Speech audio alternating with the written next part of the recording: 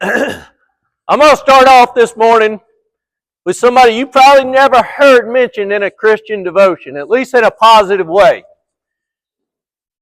How many of y'all ever heard of Lil Wayne? Y'all listen to Lil Wayne? You listen to Lil Wayne? Keep your hand up. But y'all better say a prayer if your hand's still up. You listen to Lil Wayne. He talks ugly. No, but look, what I want, where I'm going with Lil Wayne. Does anybody know the story of Lil Wayne from when he was a kid? You know that story? Yeah. Huh? There are some good. You know about it? When he was 9 years old, he shot himself accidentally, right? He shot himself in the chest accidentally. Well, they called 911, and Lil Wayne's from New Orleans.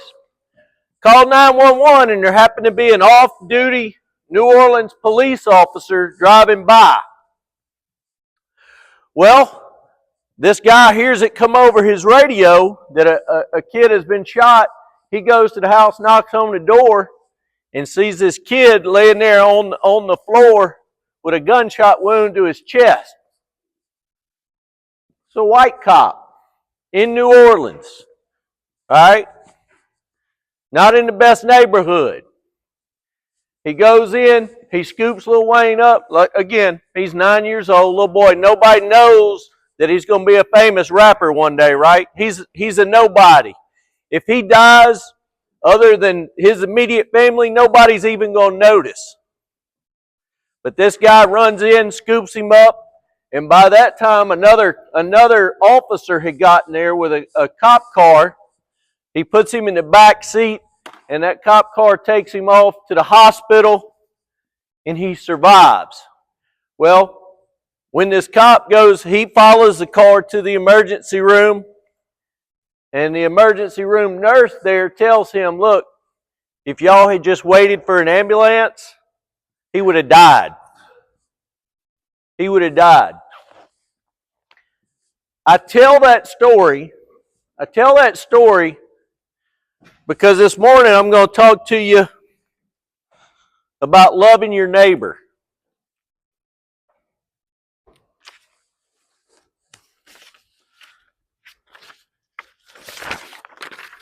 You go to Galatians 5:14. I know all my athletes in here, baseball and football, basketball guys, have heard this before. One of you could answer. What's the greatest commandment? The greatest commandment, what is it? What? Nope. What is it? No. Love God. Who said that? Wilson? Say it loud. Love God. Love God. The greatest commandment, Jesus teaches us that the greatest commandment is love God. With all your heart, all your soul, all your mind. Love God with everything. What's the second greatest commandment? What? Love thy neighbor as thyself. Who said that? Good job. So, all right. Number one, love God. Number two, love your neighbor. Who's your neighbor? Say it louder. Everyone. Everyone is your neighbor. We'll come back to that in a second. Matthew 22:39 and 40 says, and the second, after he says that the disciples had asked him, what's the greatest commandment? He says, love God. And then he says, and the second is like it. Love your neighbor as yourself. And all the law and the prophets hang on these two commandments. So basically, everything else in this book comes down to those two things. Number one, love God. How do we do that? How do you love God? Kind of hard, right? That's kind of a hard question. How do you love God? How do you show your love for God? You can attend church, right? Be part of a youth group, come to FCA. You can do all those things. A lot of things you can do. But the number one thing you can do to show your love for God is what? Love your neighbor. Love everyone else. Right? The greatest way for you to express your love for God is by showing His love, passing on His love to your neighbor.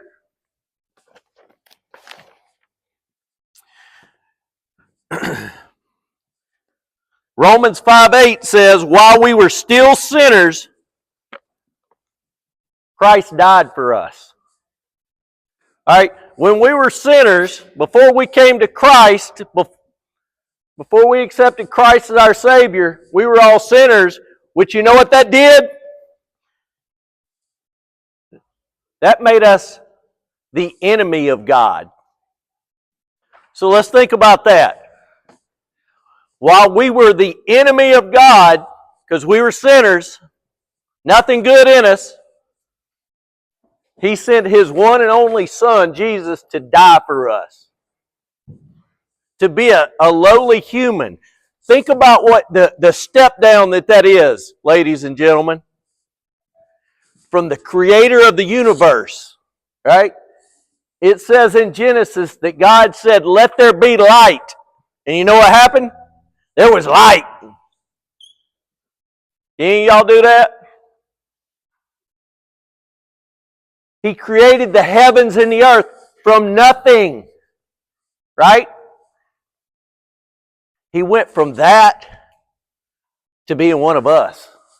He was 100% man and 100% God.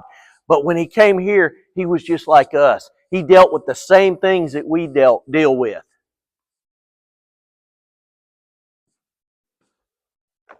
And God loved us while we still were His enemy. He loved us enough to send His Son and to go from being God who created the whole universe to one of us, right? A carpenter, right? A carpenter. Anybody ever watch The Chosen? The TV series or movies, The Chosen? You know, it shows Jesus as one of us. The struggles of daily life, same things that we deal with, He had to deal with. Again, going from saying, let there be light, and there was light, and creating the heavens and the earth from nothing to being one of us, to being a carpenter, right? A carpenter's son and then a carpenter. That's a pretty big step down, wouldn't you say? That's a lot of love. And not only that step down, but that step down to know that the end was a torturous death. A torturous death. While we were still sinners, Christ died for us. John 13:34 says, a new command I give you, love one another as I have loved you. Love one another as I have loved you. So while we were enemies of God, He sent His Son from being there at creation to come be one of us. That's how much He loved us. A new command I give you, love one another as I have loved you. That's how we're supposed to love one another. We're supposed to love those who doesn't look like us, who doesn't think like us, who are unlovable sometimes. It says love your enemy, right? It's easy to love your friend. It's really easy to love our family, our friends, those who think like us, those who we hang out with. But are we showing kindness to those who are not in our friend group?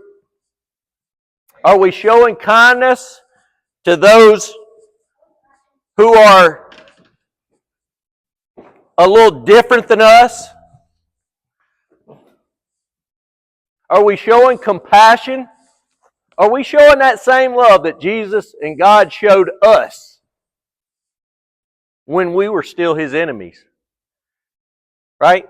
That love comes out in forgiving people who have done you wrong. Anybody in here ever been done wrong?